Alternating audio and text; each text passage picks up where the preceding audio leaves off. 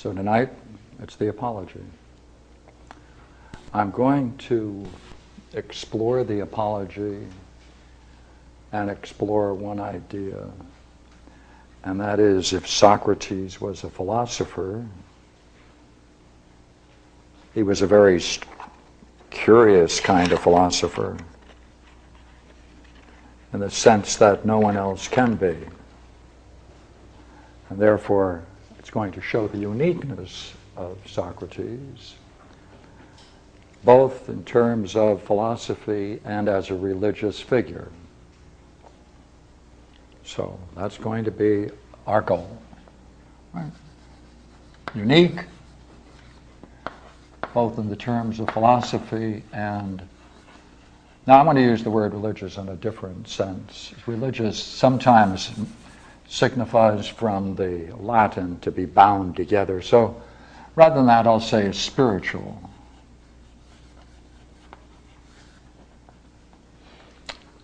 Therefore, he is unique both in presenting himself as a philosopher, and his uniqueness is really rooted in the fact that he has a very interesting, profound spiritual relationship with God, and therefore that marks him as unique, both in terms of philosophy and among other spiritual leaders, both present and in the past.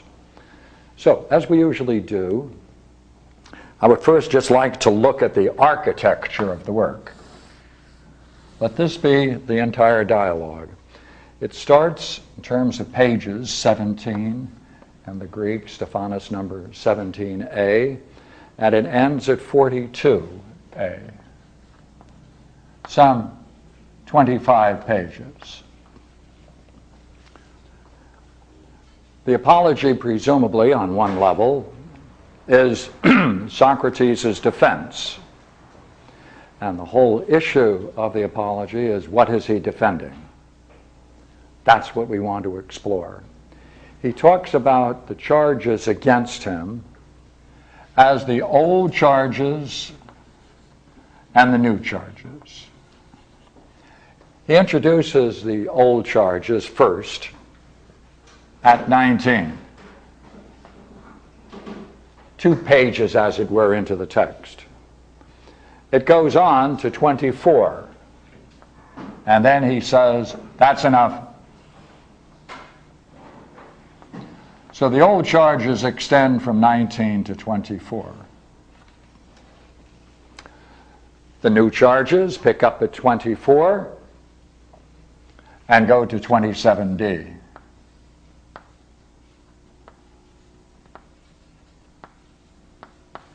And at 27d, he says, that's enough. So the question that we have is rather curious. Let's see if we can make it even clearer. At 36a, the vote, first vote, there are 2 votes.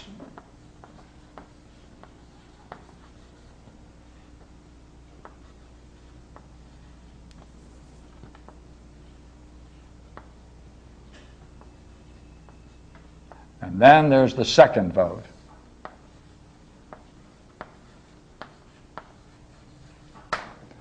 And that's at 38c.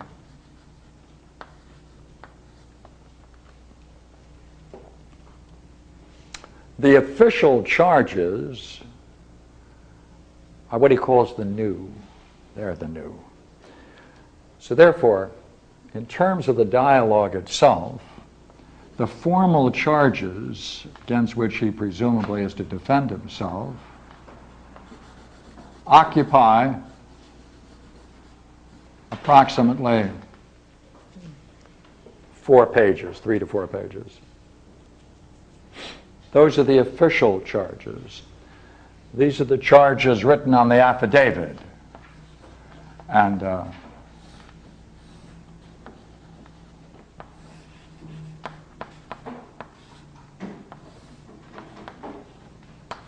these are the official charges. So therefore, they're going to be an interesting point of good heavens. If the official charges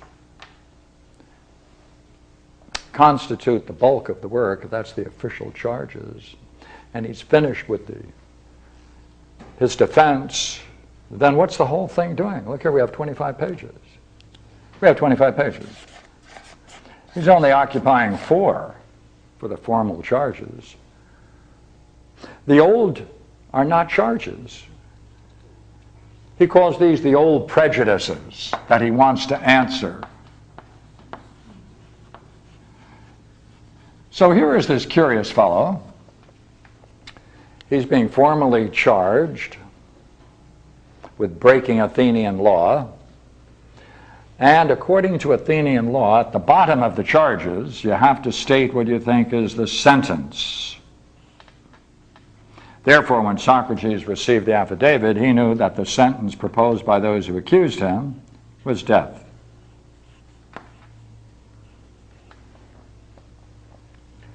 Therefore, you have to vote twice. You have to vote first to see whether or not you consider that he is guilty of the charges.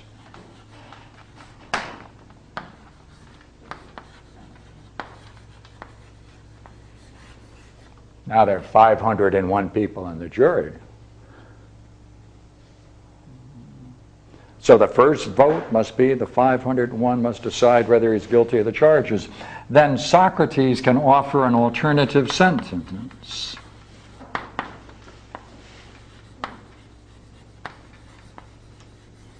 Then it goes back to the jury, and they have to decide between Socrates' alternative sentence and the one specified in the affidavit.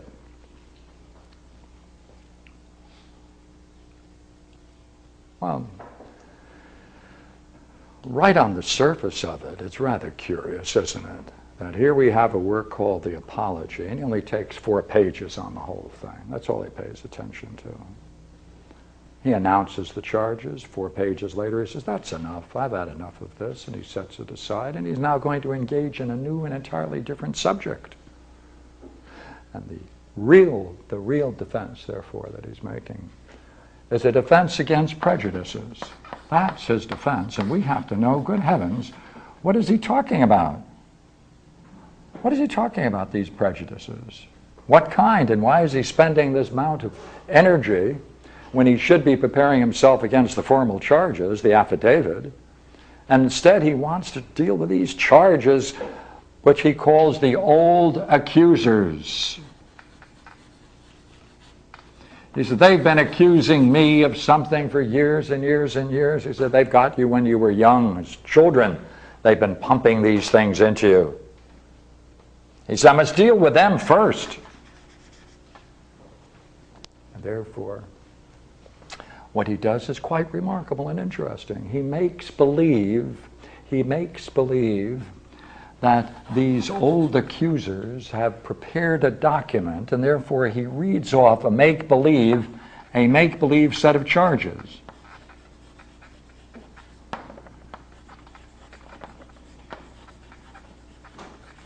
That's what he does. He says, now I'm going to make believe that I'm reading a make-believe set of charges to express into words what they really are accusing me of. And what they're really accusing me of is this old prejudice. How long does he take for that? Just 4 pages.